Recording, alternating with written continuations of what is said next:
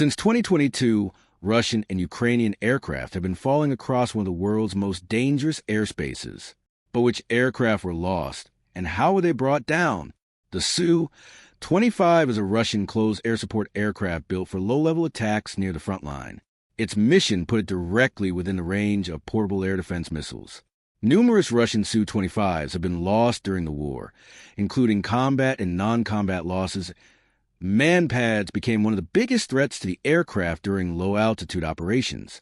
Its heavy armor improved survivability, but could not protect it from a direct missile hit. The Su-30SM is a Russian multi-role fighter capable of air-to-air and strike missions. It carries advanced radar, long-range weapons, and a two-person crew. Multiple Russian Su-30SMs have been destroyed during the war. Some were lost in combat, while others were destroyed during attacks on airfields. Its losses show that even sophisticated fighters remain vulnerable in heavily defended airspace. The Su-34 is Russia's main frontline strike aircraft. It was designed to carry heavy weapons while operating over contested territory. The type has suffered numerous documented losses since the invasion began. Some aircraft were reportedly shot down by Ukrainian air defenses, although individual causes are not always confirmed. Its repeated losses made the Su-34 one of the most important Russian aircraft in the war's attrition record. The Su-35S is one of Russia's most capable non-stealth fighters. It combines a powerful radar with long-range air-to-air missiles and high maneuverability. Several Su-35s have been lost during the conflict. Some incidents have been linked to Ukrainian air defenses, while others have had disputed causes. Because the aircraft is a high-end fighter, every confirmed loss represents a significant capability loss. The MiG-31BM is a long-range interceptor designed to detect and attack targets at great distances. It carries powerful radar and long-range missiles and performs specialized missions. Only a limited number have been lost compared with Russia's frontline fighters. Some documented losses were combat-related, while at least one was recorded as non-combat. Its rarity makes every confirmed loss more significant than the loss of a common frontline aircraft. The Su-24M is a Soviet-designed strike aircraft operated by both Russia and Ukraine. It can carry a large weapons load against ground targets and has been heavily used during the war. Russian Su-24s have suffered documented combat losses. Ukraine has also lost numerous Su-24s during strike operations. The aircraft's low level and frontline missions expose it to dense surface-to-air defenses. The Su-27 is a large air superiority fighter operated by both sides. Ukraine relied heavily on the aircraft to defend its airspace against Russian aviation. Several Ukrainian Su-27s have been destroyed during the war. Russia has also lost Su-27 family aircraft in the conflict. Its losses demonstrate the danger facing older fourth-generation fighters in a modern missile environment. The MiG-29 formed the backbone of Ukraine's fighter force when the invasion began. It was used for interception, air defense, and battlefield strike missions. Dozens of Ukrainian MiG-29 losses have been documented across the conflict. Some were destroyed in the air, while others were hit on the ground. Despite receiving Western aircraft, Ukraine continues to rely on the MiG-29 family. Ukraine also operates the Su-25 Frogfoot for close air support missions. These aircraft fly close to ground forces and attack targets near the front line. That makes them useful, but also extremely vulnerable to portable air defense missiles. Multiple Ukrainian Su-25s have been documented as destroyed during the war. The aircraft remains one of the clearest examples of the danger of low-level combat aviation. The A-50 is not a normal fighter. It is an airborne early warning and control aircraft. Its radar allows it to monitor large areas and help coordinate other aircraft and air defenses. 2 Russian A-50 aircraft were documented as destroyed during the war. Their losses were especially important because Russia operates far fewer A-50s and fighters. Losing one, therefore, removes a specialized surveillance and command capability. The IL-22M is an airborne command and control aircraft used to coordinate military operations. It does not fight like a fighter, but its communications equipment makes it strategically valuable. One Russian IL-22 22 was destroyed during the Wagner Rebellion, while another was badly damaged in a later wartime incident. These losses show that command aircraft can be valuable targets. They also demonstrate why not every aircraft lost in the database is a conventional shoot-down. The Il-76 is Russia's major military transport aircraft. It carries troops, equipment, and supplies over long distances. Several Russian Il-76s have been destroyed during the war, including aircraft hit while on the ground. One major 2024 loss near Belgrade remains highly disputed. The aircraft's large size and strategic transport role make every confirmed loss significant. The In-26 is a smaller Soviet-designed military transport aircraft. It has been used to move personnel and supplies in support of military operations. Both Russian and Ukrainian aircraft of this family have been lost during the conflict.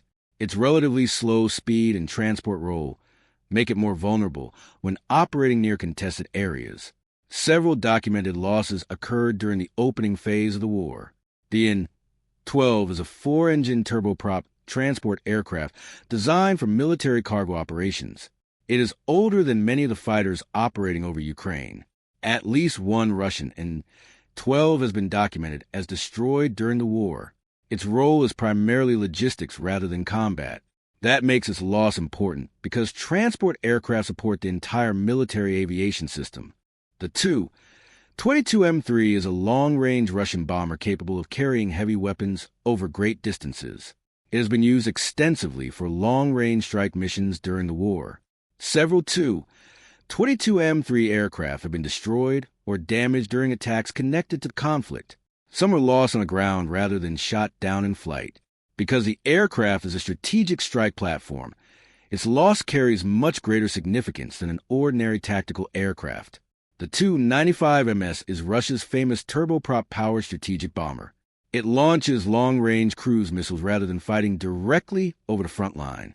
Multiple Tu-95 aircraft have been documented as destroyed or damaged during attacks on Russian air bases. The most important incidents involved drones striking aircraft while they were parked. These losses demonstrated that strategic bombers could be attacked far behind the front.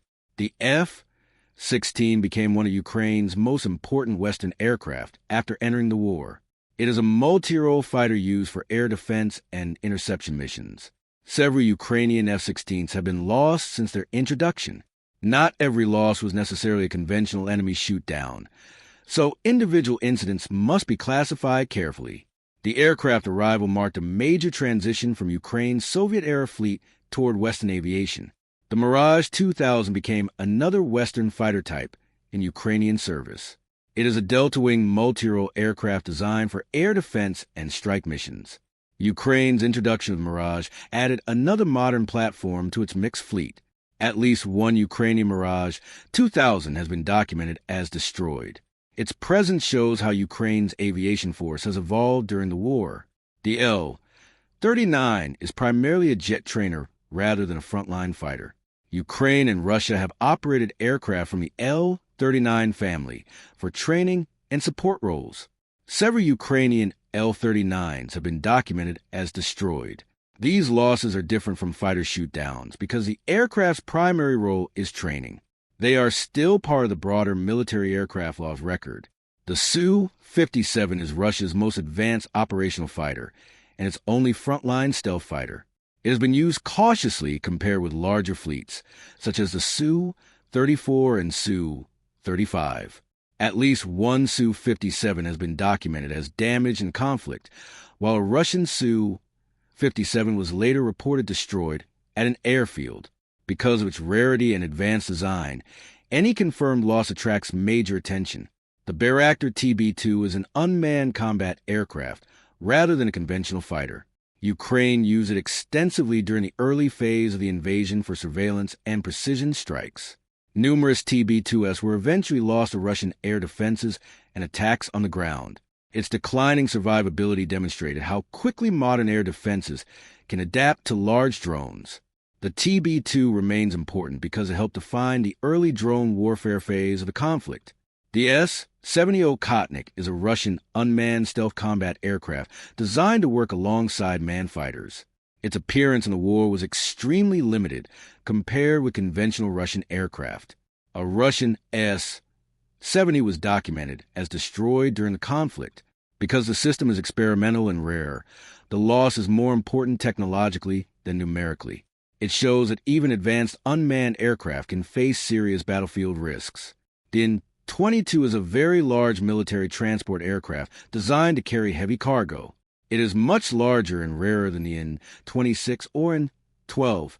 A Russian In-22 has been documented as destroyed during the war. Its loss represents a reduction in heavy airlift capability rather than frontline fighter strength. For military logistics, however, specialized heavy transports can be extremely difficult to replace. Across these aircraft, one pattern becomes clear. Fighters were threatened in the sky, attack aircraft were exposed near the front line, and large support aircraft were increasingly vulnerable even far from combat. The most important distinction is simple. Not every destroyed aircraft was shot down. Some were intercepted by missiles, some were destroyed by drones on the ground.